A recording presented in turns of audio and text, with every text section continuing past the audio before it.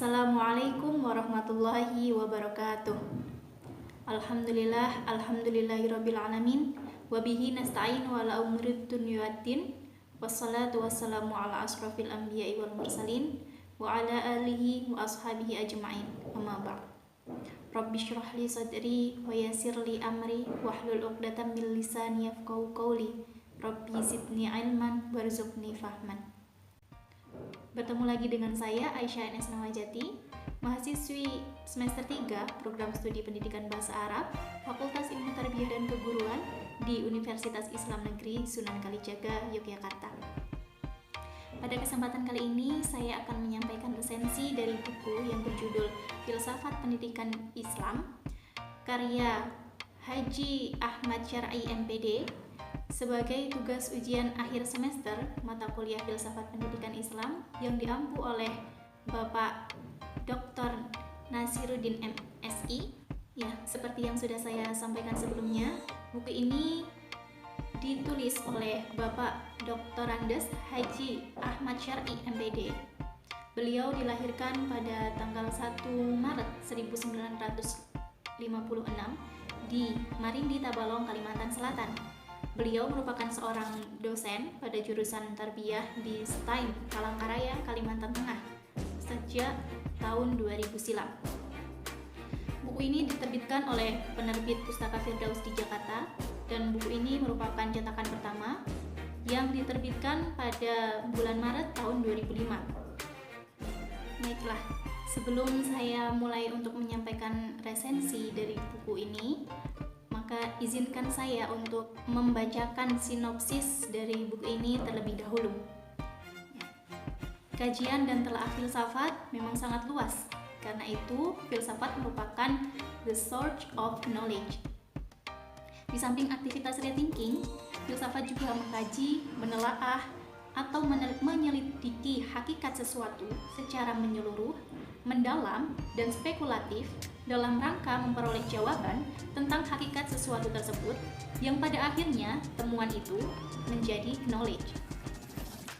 Filsafat pendidikan Islam merupakan aktivitas rethinking secara menyeluruh dan mendalam dalam rangka merumuskan konsep, menyelenggarakan, atau mengatasi problematika pendidikan Islam dengan mengkaji kandungan makna dan nilai-nilai dalam Al-Quran dan Al-Hadis guna merumuskan konsep dasar penyelenggaraan bimbingan, arahan, dan pembinaan peserta didik agar menjadi manusia dewasa sesuai tuntunan ajaran Islam. Diskursus tersebut di atas adalah suatu hal yang dibahas dalam buku ini. Buku ini dimaksudkan untuk memberikan informasi dan pemahaman yang bermanfaat tentang konsep dan implementasi filsafat pendidikan Islam. Oleh karena itu, buku ini akan sangat bermanfaat bagi mahasiswa yang sedang mengkaji filsafat pendidikan, khususnya filsafat pendidikan Islam. Baiklah, selanjutnya saya akan menyampaikan resensi dari buku ini. Buku ini terdapat 13 bab materi pembahasan yang setiap babnya memiliki subbab yang berbeda-beda. Pembahasan tersebut adalah tentang pengertian dan ruang lingkup filsafat pendidikan Islam, kedudukan manusia dalam alam semesta, hakikat dasar dan tujuan pendidikan Islam, kemudian hakikat pendidik dalam pendidikan Islam, hakikat peserta didik pendidikan Islam, kurikulum pendidikan Islam, hakikat pendekatan dalam pendidikan Islam, hakikat pendidikan Islam, hakikat lingkungan pendidikan Islam, hakikat evaluasi pendidikan Islam, pendidikan Islam menurut para ahli, filsafat pendidikan Islam dan filsafat pendidikan Barat, dan yang terakhir adalah peluang dan tantangan pendidikan Islam. Pembahasan yang pertama yaitu mengenai pengertian dan ruang lingkup filsafat pendidikan Islam. Penjelasan tentang pengertian filsafat pendidikan Islam dalam buku ini cukup rinci. Dalam buku ini penulis juga menyampaikan bahwa filsafat pendidikan Islam itu memiliki 3 komponen kata, yaitu filsafat, pendidikan, dan Islam. Oleh karena itu, penjelasan mengenai pengertian filsafat, pendidikan, Islam, hingga pengertian filsafat pendidikan Islam itu sendiri dibahas secara keseluruhan satu persatu dibahas dengan disertai dalil-dalil yang diambil dari ayat-ayat Al-Quran, dan juga terdapat beberapa undang-undang yang menjadi penguat. Jadi pembaca bisa lebih memahaminya. Kemudian untuk ruang lingkup filsafat pendidikan itu sendiri, penulis menjelaskannya secara singkat, padat, dan jelas. Kemudian di akhir penjelasan, penulis memberikan mind mapping yang mendeskripsikan ruang lingkup filsafat pendidikan tersebut yang sudah dijelaskan sebelumnya. Pembahasan yang kedua yaitu tentang kedudukan manusia dalam alam semesta. Awal pembahasan pada bab ini adalah mengenai pandangan Islam tentang alam semesta. Pada pembahasan ini, penulis mencantumkan 3 ayat Al-Quran yang berbeda, yang mana ayat ini menjelaskan tentang keberadaan alam semesta dan kaitannya dengan kedudukan manusia di dalamnya. Kemudian dilanjutkan dengan pembahasan mengenai kedudukan manusia dalam alam semesta. Di sini penulis menyajikan pendapat mengenai kedudukan manusia dalam alam semesta, yaitu pendapat yang disampaikan oleh Zuhairini dan kawan-kawan, dan juga pendapat dari Abu Dinata. Setelah itu penulis menyampaikan pendapatnya sendiri, yang kemudian beliau memvisualisasikan hal tersebut dengan gambar atau mind mapping. Dan kemudian ditutup dengan pembahasan mengenai potensi pendidikan manusia. Nah, di sini penulis menjelaskan tentang seberapa pentingnya peran manusia dalam memelihara dan mengembangkan fitrah atau potensi dalam diri manusia itu sendiri. Penulis juga menyebutkan tentang beberapa fungsi dari akal manusia, hal-hal positif yang dihasilkan oleh akal manusia, dan juga hal-hal negatif yang mungkin dapat dihasilkan dari akal manusia. Dari sanalah kemudian akan diketahui bahwa perkembangan dalam diri manusia tidak hanya menitik beratkan pada akal saja, akan tetapi juga pada akhlak dan amal. Kemudian pembahasan yang ketiga adalah mengenai hakikat dasar dan tujuan pendidikan Islam. Diawali dengan penjelasan mengenai hakikat dasar pendidikan Islam, penulis menerangkan tentang apa saja yang menjadi dasar bagi pendidikan Islam, seberapa pentingnya fungsi dari dasar tersebut dalam pengembangan filsafat dalam pengembangan pendidikan Islam, dan apa saja yang menjadi fungsi dari dasar tersebut dalam proses pendidikan Islam. Kemudian pada subbab tujuan pendidikan Islam, penulis menyebutkan beberapa pendapat para ahli mengenai tujuan pendidikan Islam yang dikemukakan oleh Abu Dinata, Ahmad D. Marimba, Zuhairini dan kawan-kawan, Jalaluddin dan Umar Said, dan juga dari Hasan Manggulung. Nah, berdasarkan pendapat-pendapat tersebut, para ahli merumuskan tentang tujuan akhir dari pendidikan Islam, meskipun pada akhirnya tujuan akhir tersebut masih bersifat abstrak, karena tujuan akhir pendidikan Islam itu sangat ideal dan sangat filosofis. Pembahasan yang keempat adalah tentang hakikat pendidik dan pendidikan Islam. Pada bab ini terdapat 3 subbab pembahasan, yaitu tentang konsep dasar pendidikan Islam, mengapa diperlukan pendidik Islam, serta fungsi dan tugas pendidik Islam.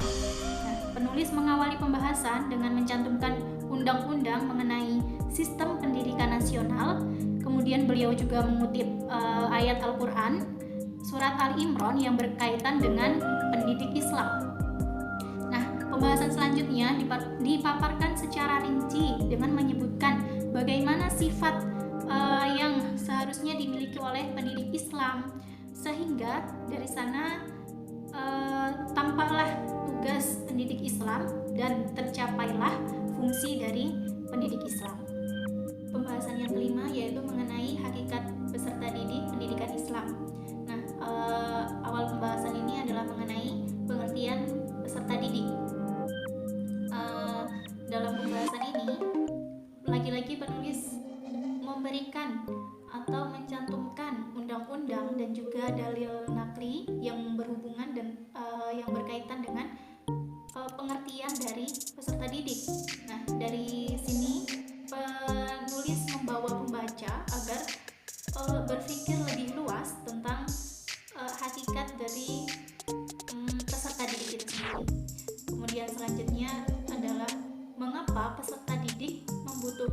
memerlukan pendidikan. Nah, pada sebab ini penulis memaparkan 3 argumen yang dapat memberikan jawaban atas pertanyaan tersebut. Nah, argumen ini cukup jelas untuk dipahami dan juga ditutup dengan 2 hadis mengenai pendidikan bagi seorang anak.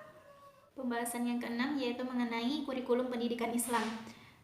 Di sini dimulai dengan penjelasan tentang pengertian kurikulum pendidikan Islam. Pengertian di sini dimulai dari pengertian menurut bahasa atau secara bahasa, dan kemudian dilanjutkan dengan pengertian secara istilah menurut para ahli. Nah, kemudian dari pendapat-pendapat para ahli ditarik kesimpulan tentang pengertian dari kurikulum pendidikan Islam itu sendiri. Nah, kemudian dilanjutkan dengan penjelasan tentang landasan kurikulum pendidikan Islam serta prinsip dan ciri kurikulum pendidikan Islam.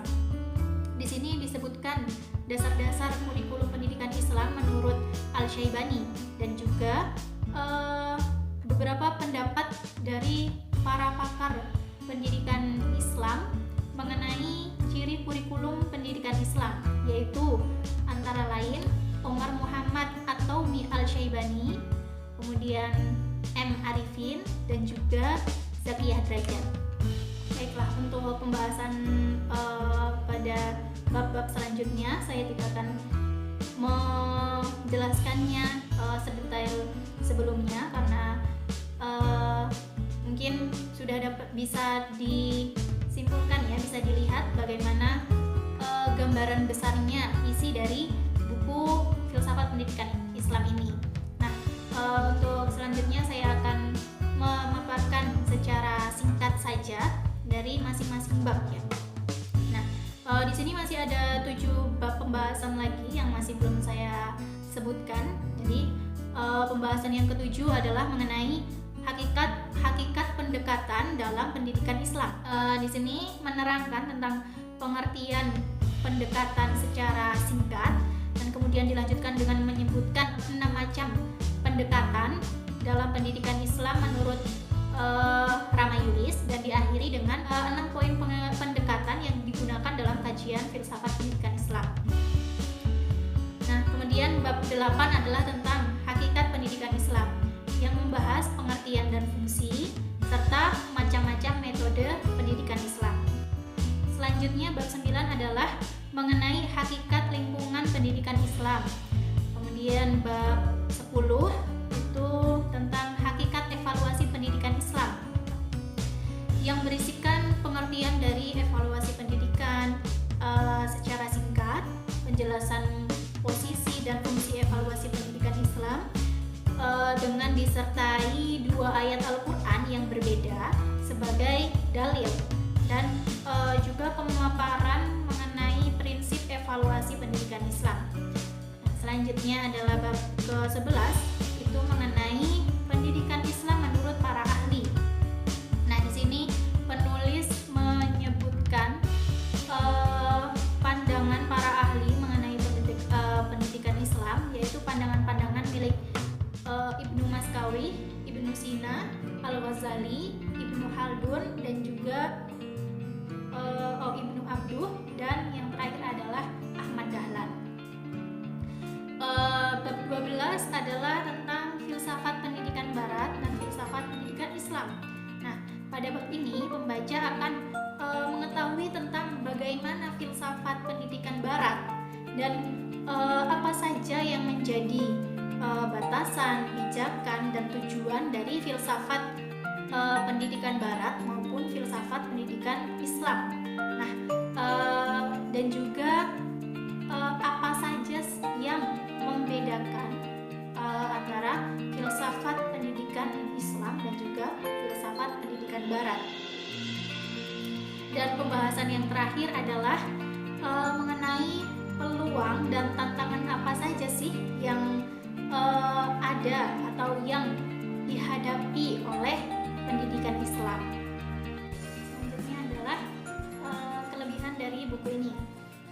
Menurut saya pribadi, buku ini cukup bagus, penjelasannya cukup detail, kemudian penulis juga mampu mengintegrasikan dan menginterkoneksikan antara ilmu umum dengan ilmu agama.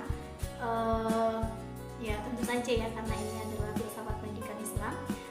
Jadi antara filsafat dengan Islam dalam setiap pembahasan di buku ini itu bisa saling terhubung gitu. Jadi dengan adanya pendapat-pendapat ilmiah dan juga dalil-dalil dari Al-Quran gitu. Adapun kekurangan dari buku ini menurut saya pribadi adalah terlalu banyaknya bab yang ada.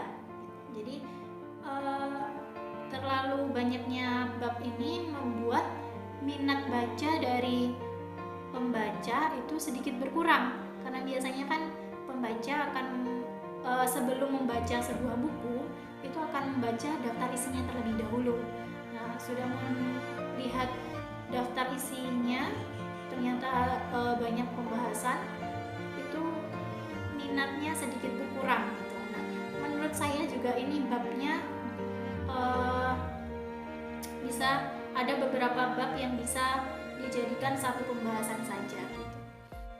Mungkin cukup sekian yang dapat saya sampaikan pada kesempatan kali ini.